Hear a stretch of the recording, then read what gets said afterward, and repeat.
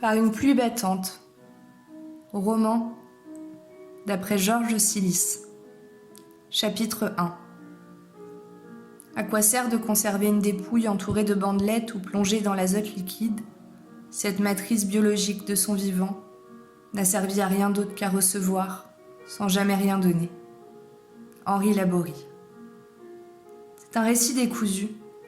Je pose la première pierre à la reconstruction d'une cité en ruine, convaincu qu'il n'existe pas d'héros ordinaires, bien qu'il n'y ait pas d'ordinaires héros. La drogue, lorsque vous avez cette aversion contrariée pour elle, est comme toutes ces antennes qui fleurissent sur les toits du monde. Quand vous prenez de la hauteur, elle vous capte. J'ai la conviction éloquente que rien n'est le fruit du hasard, mais le signe ou l'esquisse d'un désir inconscient qui, devenant pleine conscience, ne répond plus de rien. L'ivresse vous liquéfie.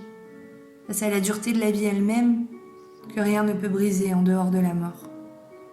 C'est en 1990 que le diamant est venu, non sans délicatesse, se poser sur le disque, lançant la valse qui ne s'arrête jamais et qui se danse à deux. Les pas perdus ont nourri l'expression douce d'enracinement à la solitude, laquelle me renvoyait à cette hérésie, que je suis lasse de tout. Je me souviens de ce jour d'été où j'ai arrêté de boire. Je sortais de l'hôpital après une violente crise. D'après les dires, j'aurais voulu me jeter sous un pont. Si je ne me souviens de rien, ce n'est pas un hasard, j'ai oublié dans la boisson des années de ma vie où je fonctionnais en mode automatique. Nous avions des poules dans la maison familiale où j'ai grandi. Papa tenait à son petit bout de campagne malgré le fait que nous habitions en ville. J'étais donc comme les poules, à qui l'on coupait la tête, le corps continue de fonctionner un temps, mais il ne reste plus rien d'humain en cela. J'ai été attachée au lit comme une malade psychiatrique, pieds et mains liés, sanglés, jusqu'au matin alors même que j'avais retrouvé toutes mes facultés intellectuelles. Je ne souhaite à personne ni à mes ennemis, quoique non contrariée envers les autres, je ne suis pas et n'ai jamais été animée d'animosité à l'égard de mes semblables. Contre moi-même c'est certain et ce doit être plus violent encore comme sentiment. Ce jour-là, j'ai décidé que je ne boirais plus une goutte d'alcool. Parce que oui, je suis passée de buveuse festive à excessive, et enfin, je suis devenue alcoolique. L'ingestion de drogue, comme libérée de toute échelle émotionnelle, faisait couler sur moi comme une fontaine d'un désir immortel de me sentir vivre. Cette agitation de la vie elle-même et de ces êtres qui la rendent vivante me font croire qu'il n'y a pas de divertissement qui n'est pas coupable.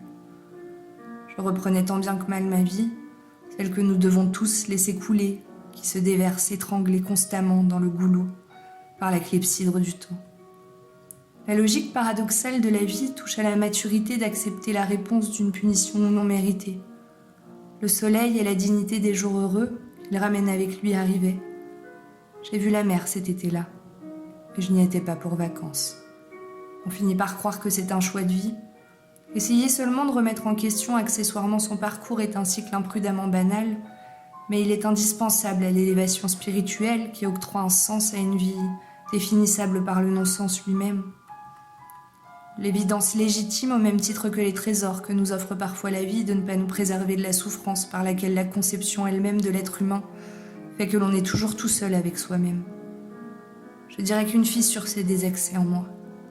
J'ai toujours vécu avec cette malformation. Après une rupture sentimentale vécue comme un tremblement de terre, j'ai découvert, réveillé une faille abyssale que j'ai sondée, crevassée toujours plus, jusqu'à l'épuisement, laquelle n'a cessé de me renvoyer qu'un écho silencieux. J'ai traversé un entre-deux-mondes en me penchant au-dessus de ce gouffre et je suis tombée, sans jamais pouvoir en sonder le fond. Combien d'années ? 10 ans. Voici 10 années passées à être ivre.